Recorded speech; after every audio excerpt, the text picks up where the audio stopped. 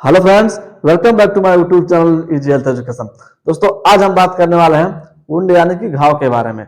आज हम जानेंगे घाव क्या होता है, ये कितने प्रकार का होता है और किस प्रकार के घाव में हमें किस प्रकार का ट्रीटमेंट कराना सही रहता है।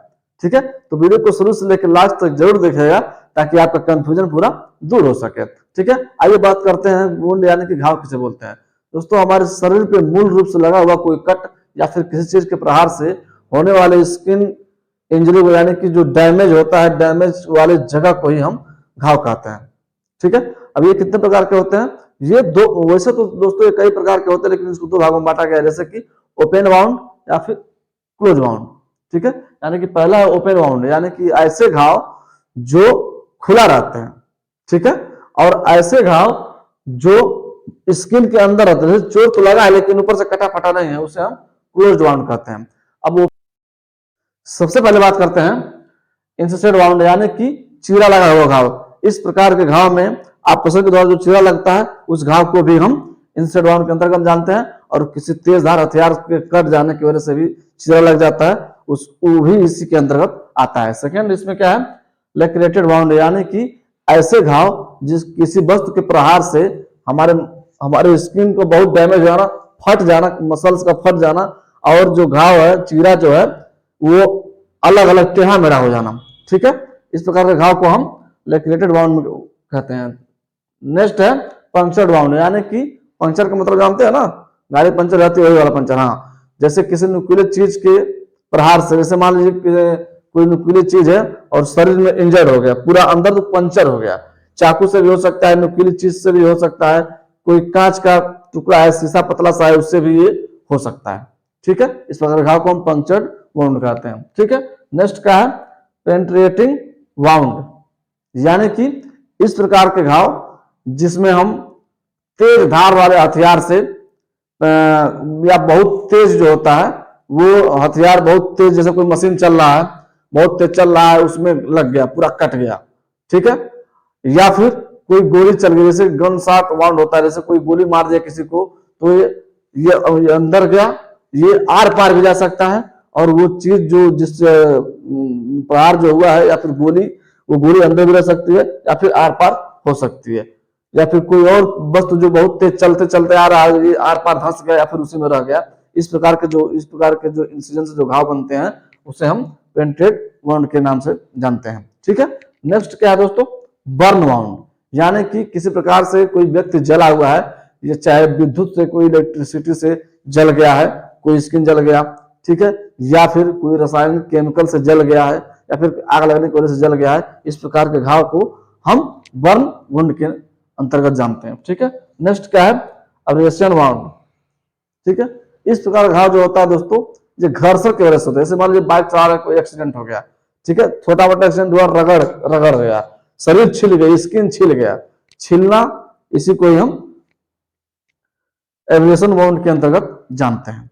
ठीक है, यानी कि इस प्रकार के घाव जो चोट लगने पर खुला ही रहते हैं, यानी कि दिखता है, कटा है, फटा है, जला है, ऐसे घाव को हम ओपन वाउंड के अंतर्गत जानते हैं।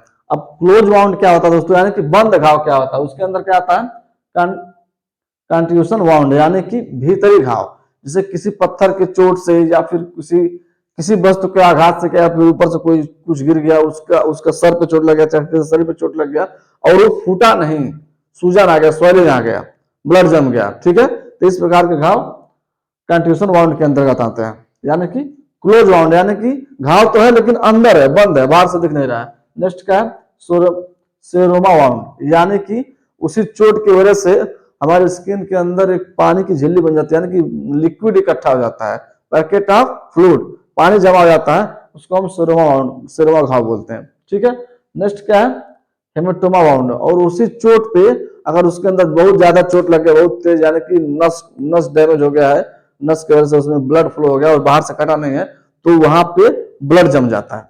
ठीक है, ये कहीं भी हो सकता है, हाथ पैर सर कहीं भी हो सकता है, बहुत बाहर लग गया है, जैसे किसी मुक्के से मार दिया गया, कुछ मतलब ऐसा चीज मारा गया लेकिन फटा नहीं है। ठीक है, तो ब्लड जम जाता है, उसको हम हेमेटोमा वाउंड कहते हैं। ठीक है, नेक्स्ट है ब्लिस्टर वाउंड, यानी कि किसी इन्फेक्शन की वजह से या फिर कोई कीट वगैरह काट लिया हो तो छाले पड़ जाते हैं। ठीक है, वो ऊपर से कटा हुआ नहीं दिखता है लेकिन अंदर से ऐसा छाले टाइप पड़ जाता है, वो भी बंद घाव में आता है, यानी कि क्लोज बाउंड में आता है। ठीक है, अब आइए बात करें दोस्तों इसका ट्रीटमेंट क्या होता है। दोस्तों जो घाव होते हैं वो दो स्टेप में होते हैं। ठीक है, एक एक्यूट वुंड और एक क्रोनिक वुंड। यानी कि एक्यूट में क्या होता है दोस्तों, कोई एक्सीडेंट हो गया, कट गया घाव, थोड़ा छिल गया, कट गया, फट गया, या फिर किसी प्रकार की कोई सर्जरी हुई है, तो इस प्रकार के जो घाव होते हैं वो एक्यूट होते हैं। ठीक है, और इसी घाव में अगर कोई घाव सूखता नहीं है आपकी लापरवाही की वजह से, अगर वो बढ़ता चला जाता है, वो पुराना हो जाता है, वो क्रोनिक वुंड में आता है। क्रोनिक वुंड में और भी घाव आते हैं, जैसे कि न्यूरोपैथिक वुंड, यानी कि अगर नस में किसी प्रकार की दिक्कत है, उस प्रकार के उस वजह से कोई घाव बना हुआ है, वो जल्दी ठीक नहीं हो रहा है, लंबा टाइम खींच रहा है, तो इस प्रकार के हम घाव को क्या बोलते हैं, क्रोनिक वुंड। ठीक है, उसमें और क्या आता है, डायबिटिक फूड, यानी कि अगर आपको शुगर है, शुगर की बीमारी है, और आपके पैर में कोई घाव हो गया है, होता ही रहता है, हो जाता है, वो जल्दी ठीक नहीं होता है, वो भी एक क्रोनिक वुंड में आता है। नेक्स्ट क्या है दोस्तों, प्रेशर सोर, यानी कि हमारे शरीर पे किसी प्रकार के प्रेशर पड़ने की वजह से, ज्यादा टाइम तक किसी प्रकार का प्रेशर पड़ता है, उस वजह से वहां पे जख्म हो जाता है। यानी कि बेड, जैसे कि इधर लेटे लेटे बेड सोर हो गया, बैठे बैठे चेयर पे, व्हील चेयर पे, किसी ज्यादातर बैठे बैठे पीछे वो छिल जाता है स्किन, तो वो भी घाव बहुत लंबा दूर तक खींचता है, उसे भी हम क्रोनिक वुंड में लाते हैं। ठीक है, अब इसका ट्रीटमेंट कैसे किया जाता है दोस्तों, अगर ये एक्यूट है तो इसका ट्रीटमेंट जल्दी से आप कर सकते हैं। छोटा मोटा खरोच है, उस पर दवा खाने की जरूरत नहीं है, आप कोई भी क्रीम ला के, एंटीसेप्टिक क्रीम ला के, एंटीसेप्टिक मलहम ला के उसको ठीक कर सकते हैं। ठीक है, और अगर क्रोनिक है तो पहले दोस्तों उसका हमें जांच करना होता है, यानी कि किस वजह से घाव सूख नहीं रहा है। अगर न्यूरोपैथिक वाउंड है तो न्यूरो से संबंधित जो भी ट्रीटमेंट होगा, पहले आप डॉक्टर से दिखाइए, उसकी दवा चलेगी, वो नसों में रक्त का संचार सुचारू रूप से होगा, उसके बाद ही वो घाव हील करेगा। ठीक है, डायबिटिक वाले में क्या है, उसमें सेम कंडीशन, आप डॉक्टर से दिखवाइए, डायबिटीज को कम करिए, यानी कि मेंटेन करिए, उसके बाद घाव को सुखाने का प्रयास करिए, तभी वो घाव सूखेगा। ठीक है, नेक्स्ट बेड सोर, उसमें भी यही है, किस वजह से बेड सोर हो रहा है, कौन सा प्रॉब्लम आपका है, उस प्रॉब्लम में सुधार लाइए, उसके बाद ड्रेसिंग करवाइए, उसका ट्रीटमेंट होता है दोस्तों। ठीक है दोस्तों, आज के लिए बस इतना ही, धन्यवाद।